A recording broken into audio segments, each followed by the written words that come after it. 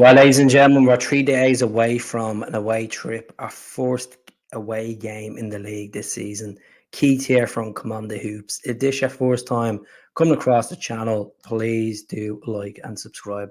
Looking forward to seeing Celtic wearing that yellow away jersey as well. But it looks like we could be without Matt O'Reilly on a permanent basis. Looks like he could on the verge of leaving for the English Premier League. It's not Southampton. It's their rivals Brighton, Hove and Albion. Now, the reports coming from Italy of all sources from Alfredo Bedolla, who works for Dello Sport TV, has reported that Matt O'Reilly and Brighton are in advanced talks with Celtic for 25 million euros with additional 4 million euros add-ons with a 5-year deal for him to join the Seagulls. Now, when you work that out in pounds, that's just around 25 million pounds. We sold Tierney for 25 million pounds. We sold Jota for 25 million pounds. Is it a case that Celtic are going to accept this bid? We should be aiming higher, aiming at 30 million pounds at the end of the day. To be honest with you, I'll be quite disappointed. Matt has played 122 games for Celtic, 27 goals, which 19 goals were last season, and 35 assists. Picked up multiple awards last season. Players, Player of the Year,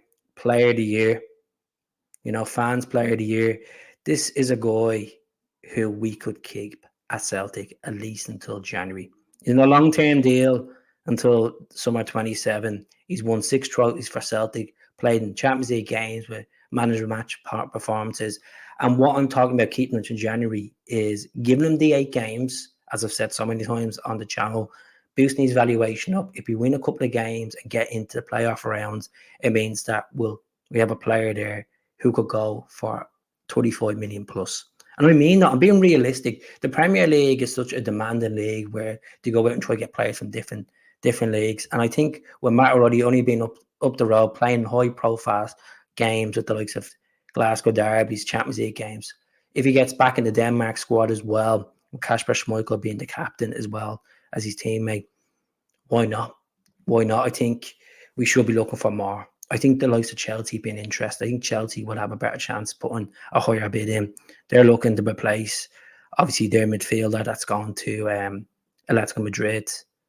Let's see what happens. Let's see how this goes out. I know we've been linked with Fro Renate off Brighton as well, the attacking midfielder. Now, Renate has played 50 games for Brighton. He's 19 years of age. His transfer market value is 18 million.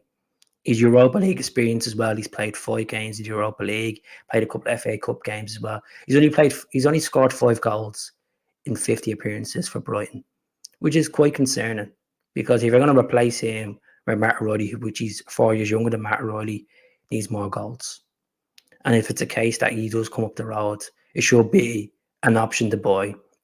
If it's a loan bid, there's no point of us taking players on loan where we don't get to develop them long term and we make money off them. I think it's becoming a joke with Celtic where we get Adamida in the door and it wasn't an obligation to buy or an option to buy, and we're still chasing heels to get Adamida in.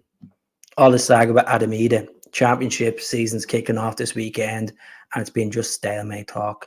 I think we need to move on from this because Bojan Morowski is being linked with a move to Genoa. He was linked with a move to Hellas Verona. Espanyol put a bid in last week and that was rejected. So if we want Morowski, I thought he played well against St. Johnstone the other night. We should go in and get him. We have money in the bank, folks. Celtic published the other day that they've made more money than expected in the stock exchange this coming year. And if it's over 120 million, which they made record profits last year, we should be spending it. I understand that the stadium is getting developed. I understand the dressing rooms got done up. Barrowfield's getting done up. Lennoxdown's getting done up. But come on. We need to put on the most important thing, which is the squad. If you want to move up in the Champions League and be ambitious and run away with this league and go for a treble, you have to put quality in that team. We all know we need a left back. We all know we need a better quality centre back. We need striker, maybe 2 strikers, and it's not being put in. I understand we have 3 weeks left in the transfer window, but this is becoming mediocre stuff. Every Celtic podcast is talking about it. Why is the money not being spent? Just be honest and say, look, can we spend 25 million? We spent 18.5 million last summer in the transfer window. We've spent 4.5 already this summer. There's been reports that James McCarthy's contract has been terminated. Kowabashi could be going to St. Mirren on loan. We've turned down another loan bid for from KV Mechelen for Stephen Welsh. And the reason why we've turned that down is because Celtic need 8 registered homegrown players in their squad for the Champions League so they can have a full 25 in their squads. If they don't meet that criteria, they cut the squad down. So if they have the associated Scottish players that played within the leagues that joined Celtic, and then the homegrown players that have actually came through the academy setup, and Stephen Welsh is one of them players. So I think Larga Bielka will go before Stephen Welsh will. There's been interest from Lecce in Italy, Palmero in Italy as well. There's been talks of Celtic are open to listen to a loan mill for Naroski. I would send Naroski out. I think we need to get another centre-back, folks. It's becoming, I wouldn't say desperate, but it will get to the stage where it is desperate because we need quality in. I'm quite worried about going into this Champions League. I understand fans are on the high horse because we done well in pre-season. We blew away Kilmarnock, but we're going to another level. We're going to another level where we're playing these wet nights away, these windy days away from Celtic Park, where a squad is getting trimmer because there's injuries and the suspensions. You say to yourself, do we have enough there? I know a lot of us are jumping on the high horse over the weekend, beating Kilmarnock, but we need quality in.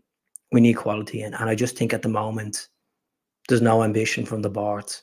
And I like to see Peter Lawwell and Michael Nicholson, which they've done a lot of good work over the years, bringing in good revenue, but use the revenue and spend it. Spend it the right way, folks. Spend it, because I'd like to see us do well in the Champions League. It means that's more money in the bank for Celtic long term as well. If we want to go to another stage and actually do well for Scottish football and the coefficient, we have to beat teams in the Champions League. We have to make a statement. We have to make Celtic Park a fortress once again. And at this moment in time, Brendan needs the tools. Brendan needs the quality. Look at Kyogo, looks sharp, done well the weekend against Kilmarnock. Should have had a few goals in there. Should have been a penalty. That VAR decision as well for the offside was a joke, but you'll get there. Kyogo looks sharp. He looks sharp. He looks like a new player. Looks like he's coming back this summer. Looks like he's fighting for his place. And who else is going to replace it? Because we don't have another striker, but we need to add quality. As I said so many times on this channel, quality instead of quantity. And at this moment, not even adding quantity, because I think they've learned from last season where getting these project players in, it's not always going to work. Just go out and spend 6 or 7 million on a winger, on a left back, because if Taylor gets injured, we do have the likes of the young players coming in like Anderson and Montgomery, but they're not near the level to go and compete in the Champions League just yet. They're not near the level where they can compete in a derby yet. And they will get the experience under Brendan, but we need to have safer hands in there as well. So that's really it from me today. If Matt O'Reilly goes in this weekend, it has to be Celtic need to hold their heels on this and say to Brighton, no, come back with an improved bit, or even see what Chelsea do. Because leaving Celtic to Brighton, Brighton are in a better league, better salary, good stadium, Amex Stadium, but it's nowhere near Celtic Park. He's not going to get the love and affection that he did at Celtic Park. He's not going to get Champions League football. That's a team that finished 11th last season in the English Premier League, and the manager left to go to Marseille. De Zerbi left to go to Marseille. So we'll see how it goes. I'll leave it there, folks. Do subscribe to the channel, and I'll speak to you all soon. Hail, hail.